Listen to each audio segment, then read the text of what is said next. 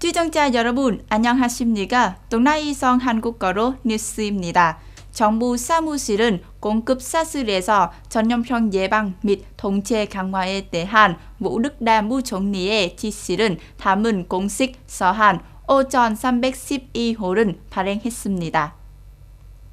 무 총리는 산업무역부가 보건부 및 교통통신부와 협력하여 도맹시장, 가게, 슈퍼마켓 특히 인구 밀도가 높은 도시 지역 등에 대한 코로나19 예방 조치를 재점검하면서 새로운 상황에 맞는 지시 및 안내를 제기하도록 요청했습니다. 성 지칸시 인민위원회와 전염병 예방 통제 운영위원회는 시장과 슈퍼마켓 시스템의 안정적으로 조직과 운영을 보장하기 위한 방향과 검사를 강화하였습니다. 국무총리 지침 16호에 따라 사회적 거리두기를 시행하고 있는 지역에 대해서는 개방된 공간의 배급소를 정리하고 접촉 거리를 확보에 집중한 필요가 있습니다.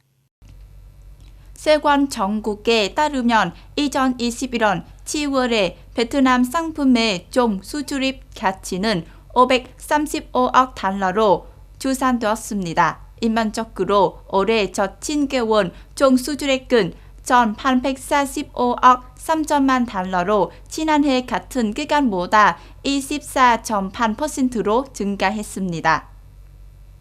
7월 동안 여러 가지 휴대폰 및 부품 수출액은 43억 달러로 전년 대비 30.5%로 증가했습니다. 2021년 7월만 같이 이 품목의 국가 수출액은 지난해 같은 기간보다 12.9%로 증가한 293억 5천만 달러에 이른 것으로 추정됩니다. 10월에 섬유 및 의류 수출액은 33억 달러로 전년보다 10.7%로 증가했습니다. 2021년 7개월 동안 총 수출액은 186억 달러로 작년 같은 기간에 비해 14.1%로 증가한 것으로 예상됩니다. 세계무역기구 WTO의 최신 데이터에 따르면 베트남은 방글라데시를 제치고 세계 2위의 의료 수준국이 되었습니다. 또한 7개월 후 수십억 달러로 달하는 수준 품목은 신발, 목재 및 목재 제품과 해물입니다.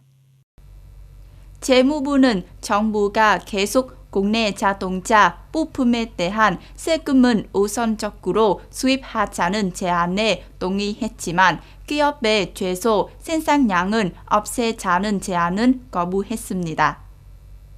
재무부가 제시한 이유는 생산 규모를 확대하기 위해 기업의 투자를 장려하고 국내 자동차 지원 산업의 반정은 촉진하고 기업이 베트남에서 생산 확대 투자하지 않으면서 세제 혜택만 누리는 상황은 극복하기 위한 것입니다. 재무부는 이 정책이 생산 규모를 확대하며 국내 자동차 지원 산업의 반정은 촉진하는 것은 목표로 기업의 투자를 장려하는 것이라고 믿습니다. 코로나19 상황과 업계의 어려움에 직면하여 베트남 자동차 제조업체 협회와 대기업은 재무부의 기업 지원을 위해 최소 생산량 규정은 배치한 것은 제안했습니다. 그러나 재무부는 기업이 생산 확대에 투자하지 않고 세제 혜택만 누리는 상황은 극복하기 위한 이유로 인해 거부했습니다. 제54차 아세안 외교 장관 회의의 배경안에 8월 4일에 제10인차 동아시아 정상회의 EAS가 열렸습니다.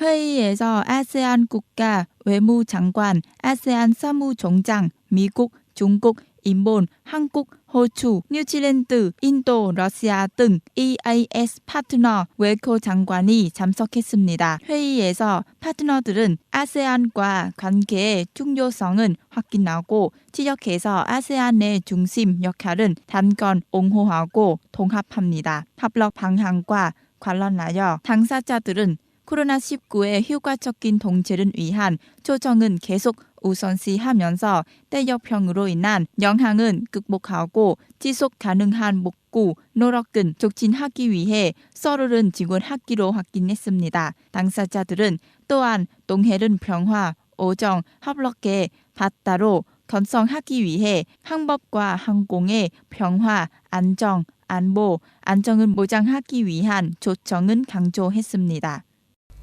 문재인 한국 대통령은 지난 8월 4일에 서욱 국방장관에게 이단종 한미연합훈련에 대해 미국과 합의하라고 지시했습니다. 문 대통령은 청와대에서 열린 군 최고 사령관 등과 회담에서 서욱 국방장관에게 여러 가지 요인을 고려한 데 신중하게 미국과 합의해 준 것은 당부했습니다. 이에 대해 서욱 국방장관은 코로나19와 같은 사신 상황은 감안해 결정하겠다고 밝혔습니다. 서욱 국방장관은 또한 서울이 워싱턴뿐만 아니라 지역 모건 기관과도 협상하고 있다고 덧붙였습니다. 이것은 북한이 연합훈련이 남북관계의 미래의 그림자를 뚜리운 것이라고 경고한 지 며칠 만에 나온 것입니다. 동나이성 뉴스입니다. 잘 들어주셔서 감사합니다.